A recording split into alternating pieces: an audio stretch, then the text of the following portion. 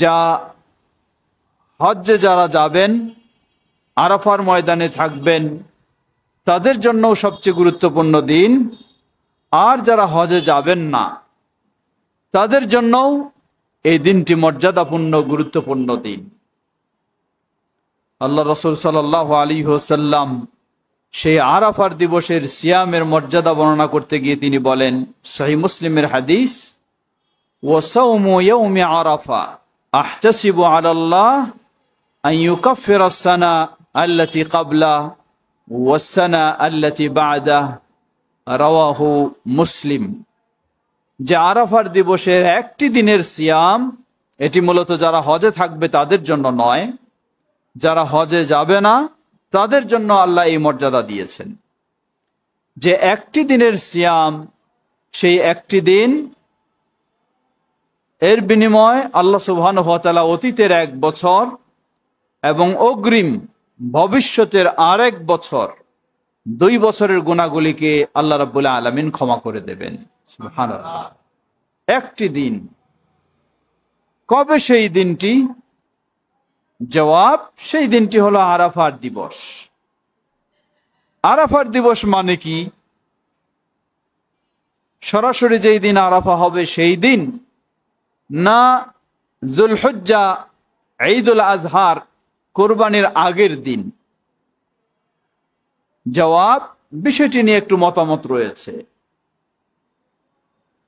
কেউ মনে করেন পৃথিবীর যেখানেই হোক না কেন, ঈদের আগের দিন আরাফার সিয়ামের দিন হিসাবেই আরাফার দিন মনে করে সিয়াম পালন করবে, তাহলে যথেষ্ট। আবার কেউ মনে করেন যেদিন সরাসরি আরাফা অনুষ্ঠিত হচ্ছে সেই দিন সিয়াম পালন করবে, তাহলে সেটি সঠিক হবে।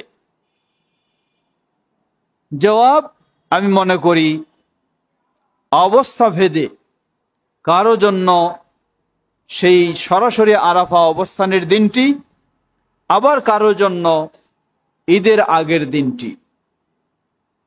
কারণ পৃথিবীর বুকে চাঁদ দেখি আমরা কয়েক সময়, যদিও চাঁদ একটাই, কিন্তু দেখি আমরা কয়েক সময়, দূরত্বের কারণে, দেশের ভিন্নতার কারণে।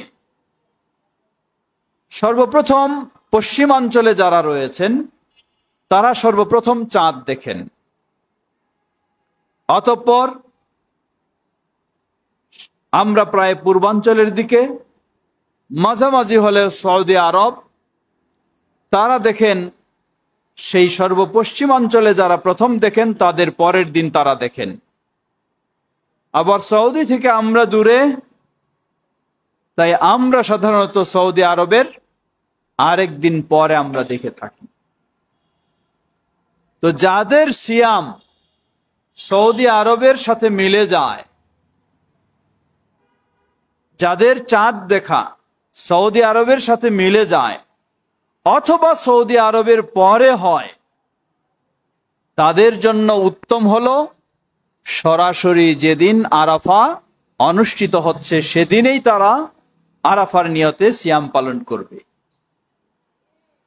আর যারা সৌদি আরবের আগে চাঁদ দেখে,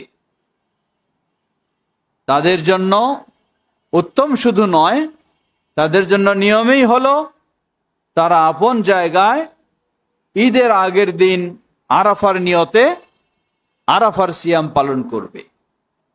কারণ তাদের কাছে সরাসরি যেদিন আরাফা অনুষ্ঠিত হয় সেই দিন তাদের কাছে ঈদুল আজহার দিন, সেদিন তো সিয়াম পালনের কোনো সুযোগ নেই। তারা সর্বদাই এরকমই পাবেন। সুতরাং তারা আপন জায়গায় যেদিন তাদের কাছে যুলহিজ্জা মাসের 10 তারিখ, তার আগের দিনেই তারা আরাফার নিয়তে সিয়াম পালন করবেন, ইনশাআল্লাহ অসুবিধা নেই। আর আমরা যারা বাংলাদেশে সৌদি আরবের একদিন পরে সাধারণত সবসময় চাঁদ দেখি, আমাদের জন্য উত্তম হলো যেদিন সরাসরি আরাফা আমরা জানতে পারবো সেদিনে আরাফার নিয়তে সিয়াম পালন করব। তবে কেউ যদি আমাদের দেশেও যুলহিজ্জা অর্থাৎ ঈদুল আজহার দিনের আগের দিন সিয়াম পালন করে আরাফার নিয়তে, ইনশাআল্লাহ সেটিও হয়ে যাবে, অসুবিধা নেই। আল্লাহু তাআলা আ'লাম।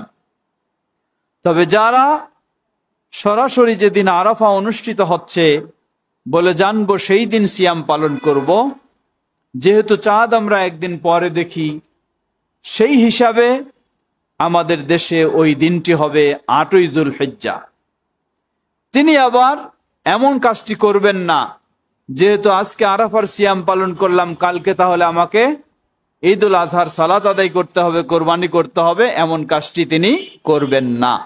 কারণ এটি সবাই যখন আমরা আমাদের জায়গায় চাঁদ দেখে করছি, 10 তারিখ যেদিন হবে সেদিন তিনিও 10 তারিখ যেদিন হবে সেদিনেই ঈদুল আজহার সালাত আদায় করবেন এবং তিনি ঈদুল আজহার কোরবানি জবাহ করবেন।